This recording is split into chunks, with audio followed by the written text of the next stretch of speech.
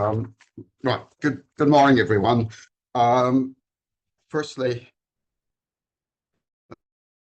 let me start with a little bit of background.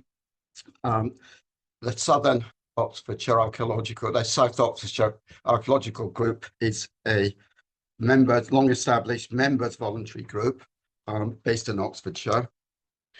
The slide shows some of the projects that we've been involved in the current year. And that includes our recently completed 5 weeks of excavation and geophysical survey at this site, which is near Faringdon in the Upper Thames Valley. Some 60 or so of our members participated over a 5-week excavation. The site is on private agricultural land. It was brought to our attention because of a pronounced surface scatter of Roman period pottery and building materials, which were revealed after harrowing. Otherwise, the site was previously unknown. This is a magnetometry survey. There's a lot going on, but the standout feature in the center of the image is the ditched enclosure, late Iron Age ditched enclosure. And as you can see from the interpretation drawing, there's some traces or indications of roundhouses and ancillary buildings within.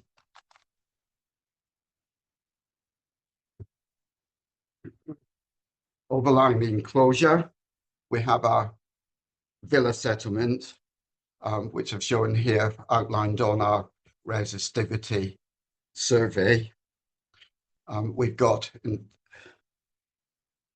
the top here, we've got a single span building which follows the line of the northern enclosure ditch. We have a west-east aisle building here with a north-south corridor building, which was originally integrated into the aisle building, but later superseded it. And then to the south of the site, we have a southern wing, which is shown here and was almost certainly the bathhouse. We've also got some other buildings on the site. There's one here in the northwest corner of the enclosure. We've got another one here which sits astride the backfilled section of one of the enclosure ditches, and you can just see here we've got the outline of another large rectangular building. This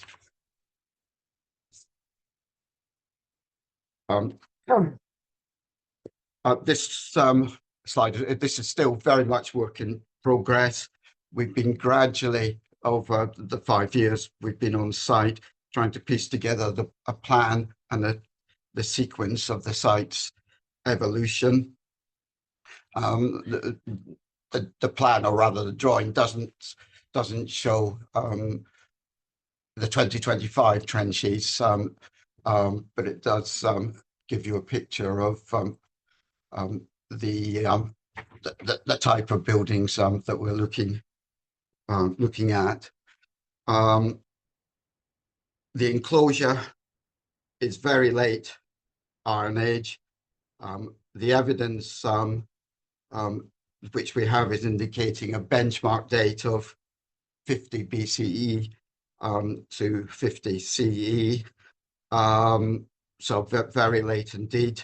And the villa then evolved by phases from the late 2nd or early 3rd century through to the end of the 4th century. The latest coin we have is of Honorius, which is from the very end of the 4th century. In terms of status, the finds and the building materials are suggesting a working farm, probably of local status because of its extent, but certainly in use over a long period.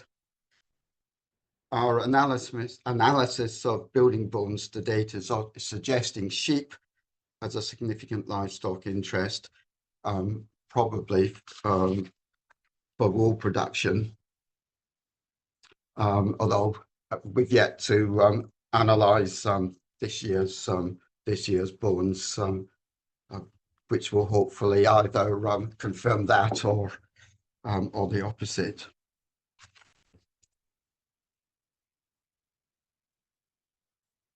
So that's the background. Coming to our small finds. This is our star find to date, a copper alloy key. Keys with copper alloy fleur-de-lis handles of this or similar types are not uncommon, but they're usually found with iron stems and teeth, which have either badly degraded, like the sample shown on the screen from Dorchester, or the shanks have just disappeared altogether. Our key is entirely copper alloy. We're aware of only one other example in the UK, which was found during the excavation of the Richborough Roman fort in Kent in the late 1940s. That key was dated circa 90 CE by the excavation report, but the general consensus is the type dates from the mid-2nd century onwards. Iron shafts and teeth would be much stronger, of course, than the softer copper alloy version and more practical for common use. So my presumption would be that the copper alloy version is more likely to be a status item for less frequent use, say for a casket or for a cupboard.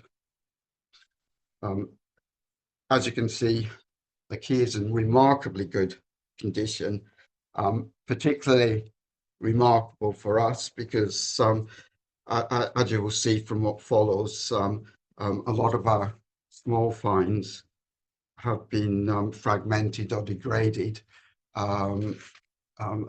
whereas this one is not quite in pristine condition, but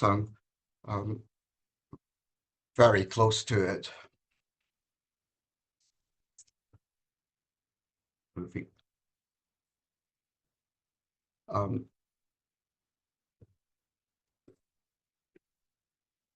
This is one of this year's finds,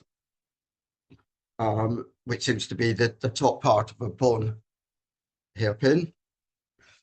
We only have the top end, the rest is broken off and disappeared.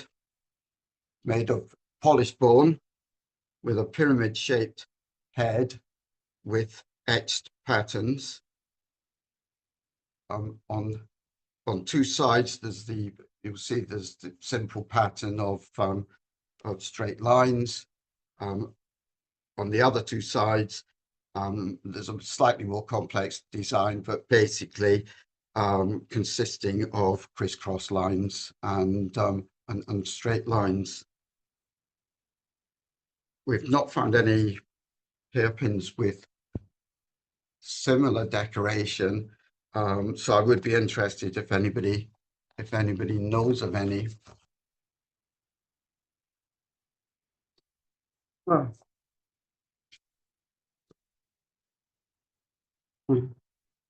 So, selection of some of our other small finds. On the left-hand side, we have copper alloy kisser brooch, hinge brooch, incomplete, and its hinge is missing. these brooches were imported from the continent following the invasion and usually dated 43 to 75 CE. And the brooch, together with a silver denarius of Vespasian, are our earliest small finds on the site. The brooch's presence at least indicates some early Roman influence in what would have been a fairly rural location. Although, of course, the nature of the influence is unknown. The brooches would have been worn by both military and non-military. Generally, however, our small finds assemblage is quite small. And those which we have found principally comprise domestic items. And the majority of our datable items are from the second half of the 3rd or the 4th centuries. At the top of the slide, we have a single blade from a pair of, which we think is from a pair of shears or scissors of a type identified by Manning as late Roman, made of iron and obviously fairly badly degraded.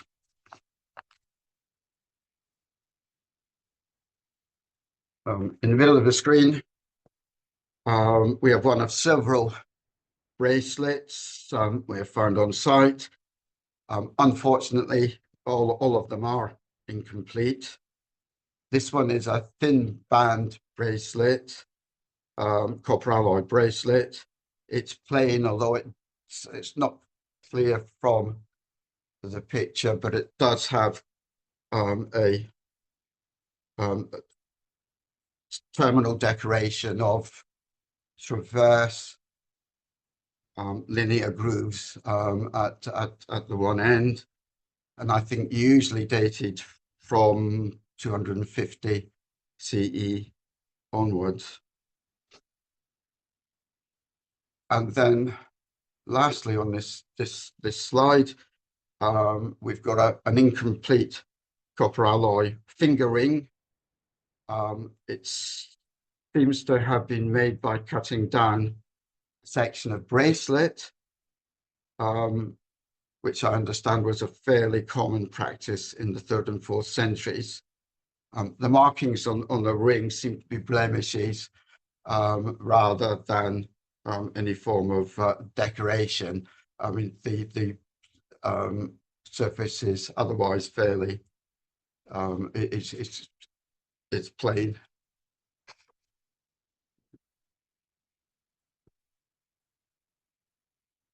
And then a few more. We've got a couple of nice bone needles with eyelets intact, pierced lead alloy weight. In fact, we've found two or three weights. We have another incomplete bracelet in the bottom left-hand corner. Also copper alloy, and this time with a pattern of grooves and rectangular crenellations, which we've identified as a bead imitative bracelet. I think usually dated the 3rd or 4th centuries. And then next to it, a copper alloy finial from an unidentified object. And on the right-hand side of the slide, we have a copper alloy bell-shaped stud. This is of a type which has is identified as a fitting for a box or a chest, including use for fixings for decorative panels or lock plates or such like. So in our dreams, maybe the lock for our key, although there is actually no evidence to link the two together.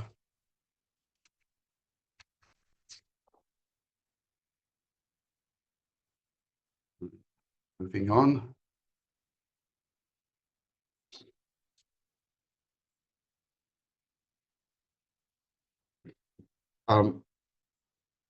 Top center, we have a copper alloy pelter-shaped mount.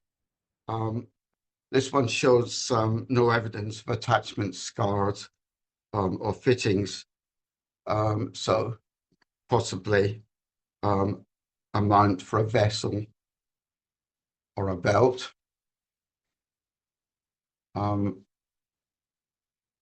We found several lead or lead alloy pot mends on the side. I mean, here on the left-hand side, an iron furniture fitting in the form of a double loop, but it has a nail which you can see, just see here protruding, which is caught between the two arms. And finally, on the right-hand side of the slide, an incomplete copper alloy vessel handle, probably from a jug or flagon or such like. The end has a circular terminal with the rivet hole to attach it to the side of the vessel, although the other end, as you can see, is broken away. It is plain, it's got no obvious decoration. So as I mentioned earlier, it's very much a collection of domestic items. Surprisingly, a small collection, a small assemblage of small finds for the size of the site. Difficult to know why that is, but we are aware that the site has been metal detected in the past, and it has been the subject of what we think is continuous agricultural activity from the post-Roman period onwards. In particular, the fields was used for ridge and furrow, medieval ridge and furrow, and subsequently levelled. And this is our mystery find. It is formed of polished brown and black stone of a type which we've not been able to identify. Its surface is smooth and polished. It's got holes on either side, which are fairly roughly drilled. The hole on the one side is, as you can see, wider than that on the other side. On the side of the larger hole, we have a linear indentation running vertically through the hole.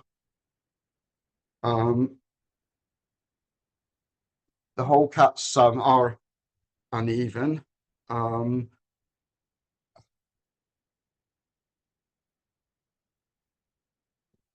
Basically, we've not found anything similar to provide any insight into its provenance or age. It did come from a context which we would regard as associated with the our building. The subsoils are disturbed, but its association, its context is such that it is an interesting find. We are thinking possible pendant, but we are perplexed by it. So any thoughts or discussion would be very, very welcome. I was going to, I'll finish on that. Thank you for listening. As an amateur group, we like to think that we have a reputation for proficient excavation, but for identification and interpretation, we are very much dependent on help from our knowledgeable friends and contacts. So if anybody has any thoughts or input on our finds or believes that we are mistaken in our interpretations, I'm absolutely delighted, be absolutely delighted to hear from you. So thank you very much.